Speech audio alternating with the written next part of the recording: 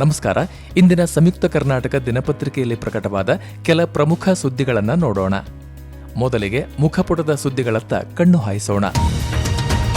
ಚಿನ್ನ ಸ್ಮಗ್ಲಿಂಗ್ ಕೇಸ್ನಲ್ಲಿ ಸಿಕ್ಕುಬಿದ್ದು ಜೈಲು ಪಾಲಾದ ನಟಿ ರಣ್ಯಾರಾವ್ ಇದೀಗ ವಿಚಾರಣೆ ವೇಳೆ ನಾನು ಚಿನ್ನ ತಂದೇ ಇಲ್ಲ, ನನ್ನನ್ನು ಸಿಲುಕಿಸಲಾಗಿದೆ ಎನ್ನುವ ಮೂಲಕ ಹೊಸ ವಿವಾದವನ್ನು ಸೃಷ್ಟಿಸಿದ್ದಾರೆ. ಆದರೆ ರಣ್ಯಾರಾವ್ಗೆ ಆರ್ಥಿಕ ಅಪರಾಧಗಳ ನ್ಯಾಯಾಲಯ ಜಾಮೀನು ನೀಡಲು ನಿರಾಕರಿಸಿದ್ದರಿಂದ ಆರೋಪಿ ರಣ್ಯಾಗೆ ಜೈಲೇ ಗತಿಯಾಗಿದೆ. ಮತ್ತೊಂದೆಡೆ ಇದೇ ಕೇಸ್ನಲ್ಲಿ ರಣ್ಯಾ ಗೆಳೆಯ ತರುಣ್ ಎಂಬಾತನು ಜೈಲು ಸೇರಿದ್ದಾನೆ. ಬೆಂಗಳೂರಿನಲ್ಲಿ ನೀರಿನ ದರವನ್ನು ಹೆಚ್ಚಿಸಲು ತೀರ್ಮಾನಿಸಲಾಗಿದ್ದು ಪ್ರತಿ ಲೀಟರ್ಗೆ 1 ಪೈಸೆಯಷ್ಟು ದರ ಹೆಚ್ಚಿಸಲಾಗುತ್ತೆ ಅಂತ ಬೆಂಗಳೂರು ಉಸ್ತುವಾರಿ ಸಚಿವ ಮತ್ತು ಡಿಸಿಎಂ ಡಿಕೆ ಶಿವಕುಮಾರ್ ಅವರು ಹೇಳಿದ್ದಾರೆ. ಪೋಕ್ಸೋ ಪ್ರಕರಣ ಹಿನ್ನೆಲೆ ಮಾಜಿ ಸಿಎಂ ಯಡಿಯೂರಪ್ಪ ಅವರಿಗೆ ಖುದ್ದು ಹಾಜರಾಗಬೇಕೆಂದು 1ನೇ ತ್ವರಿತ ನ್ಯಾಯಾಲಯ ನೀಡಿದ್ದ ಸಮನ್ಸ್ಗೆ ರಾಜ್ಯ ಹೈಕೋರ್ಟ್ ತಡೆ ನೀಡಿದೆ. ಜೊತೆಗೆ ಆರೋಪಿ ಮಾಜಿ ಸಿಎಂ ಬಿಎಸ್ವೈ ಅವರ ಹಾಜರಾತಿಗೂ ವಿನಾಯಿತಿ ನೀಡಿದ್ದು ಇದರಿಂದ ಬಿಎಸ್ವೈಗೆ ಬಿಗ್ ರಿಲೀಫ್ ಸಿಕ್ಕಂತಾಗಿದೆ. ತ್ರಿಭಾಷಾ ನೀತಿ ವಿರೋಧಿಸಿ ಅತ್ತ ತಮಿಳುನಾಡು ಹಿಂದಿ ರೂಪಾಯಿ ಚಿಹ್ನೆಯ ಬದಲಾಗಿ ತಮಿಳು ಅಕ್ಷರವನ್ನು ಬಳಸಲು ಮುಂದಾದಂತೆ ಇತ್ತ ನಮ್ಮ ರಾಜ್ಯದಲ್ಲೂ ಕನ್ನಡ ರೂಪಾಯಿ ಬಳಸುವಂತಾಗಬೇಕು ಎಂಬ ಕೂಗು ಶುರುವಾಗಿದೆ. ಸಾಮಾಜಿಕ ಜಾಲತಾಣಗಳಲ್ಲಿ ನೆಟ್ಟಿಗರು ಈ ಬಗ್ಗೆ ಚಿಹ್ನೆಗಳನ್ನು ಹರಿಬಿಟ್ಟಿದ್ದಾರೆ. ಇದು ಸಿಎಂ ಸಿದ್ದರಾಮಯ್ಯನವರ ಪ್ರೋಗ್ರಾಂ ಹೊರತು ನಿಮ್ಮಪ್ಪನ ಪ್ರೋಗ್ರಾಂ ಅಲ್ಲ. ಹೀಗಂತ ಚಿಕ್ಕಬಳ್ಳಾಪುರ ಕಾಂಗ್ರೆಸ್ ಎಂಎಲ್ಎ ಪ್ರದೀಪ್ ಈಶ್ವರ್ ಅವರು ಸಂಸದ ಪಿಸಿ ಮೋಹನ್ ಅವರ ಎದುರಲ್ಲಿಯೇ ಬಿಜೆಪಿ ಕಾರ್ಯಕರ್ತರಿಗೆ ಆವಾಜ್ ಹಾಕಿದ ಘಟನೆ ನಡೆದಿದ್ದು ಬೆಂಗಳೂರಿನ ರವೀಂದ್ರ ಕಲಾಕ್ಷೇತ್ರದಲ್ಲಿ ಏರ್ಪಡಿಸಲಾಗಿದ್ದ ಕೈವಾರ ತಾತಯ್ಯನವರ ಜಯಂತ್ಯೋತ್ಸವ ಕಾರ್ಯಕ್ರಮದಲ್ಲಿ. ಕಾರಣ ಏನಪ್ಪಾ ಅಂದ್ರೆ ಪ್ರದೀಪ್ ಈಶ್ವರ್ ಅವರು ಮಕ್ಕಳ ಶಿಕ್ಷಣದ ಕುರಿತು ಮಾತನಾಡುತ್ತಿರುವಾಗ ಬಿಜೆಪಿ ಕಾರ್ಯಕರ್ತರು ಆಕ್ಷೇಪ ಎತ್ತಿದರು.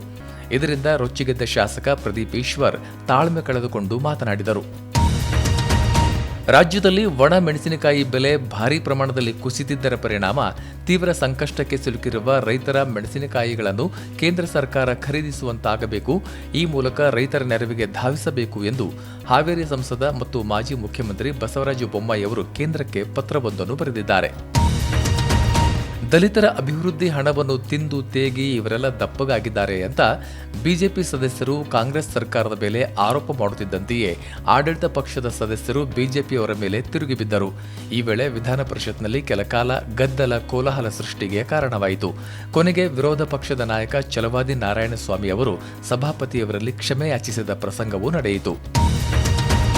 ಬಿಜೆಪಿ ಆಡಳಿತದ ಅವಧಿಯಲ್ಲಿ ಆರಂಭವಾಗಿದ್ದ ರಾಜ್ಯದ 7 ವಿವಿಗಳನ್ನು ಮುಚ್ಚುವುದಿಲ್ಲ ಎಂದು ಸಿಎಂ ಸಿದ್ದರಾಮಯ್ಯ ಅವರು ಶುಕ್ರವಾರ ವಿಧಾನಸಭೆಯಲ್ಲಿ ಸ್ಪಷ್ಟಪಡಿಸಿದರು.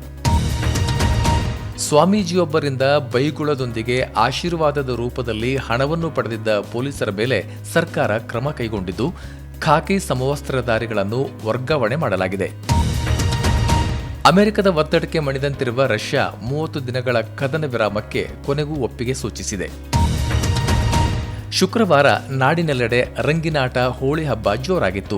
ಪರಸ್ಪರರು ಬಣ್ಣವನ್ನ ಎರಚುತ್ತಾ ಹೋಳಿ ಸಂಭ್ರಮವನ್ನು ಆಚರಿಸಿದ್ದುದು ಕಂಡುಬಂತು. ಮಹಿಳಾ ಪ್ರೀಮಿಯರ್ ಲೀಗ್ನ 3ನೇ ಆವೃತ್ತಿಯ ಅಂತಿಮ ಹಣಾಹಣಿಗೆ ಮುಂಬೈನ ಬರ್ಬೋನ್ ಕ್ರೀಡಾಂಗಣ ಸಜ್ಜಾಗಿದ್ದು ಇಂದು ಮುಂಬೈ ಮತ್ತು ಡೆಲ್ಲಿ ತಂಡಗಳು ಮುಖಾಮುಖಿಯಾಗಲಿವೆ. ಇನ್ನಷ್ಟು ಬರವಣಿಗೆಗಳು, ವಿಶೇಷ ಲೇಖನಗಳು ನಿಮಗಾಗಿ ಕಾಯ್ತಾ ಇರ್ತವೆ, ಓದ್ತಿರಲ್ವಾ?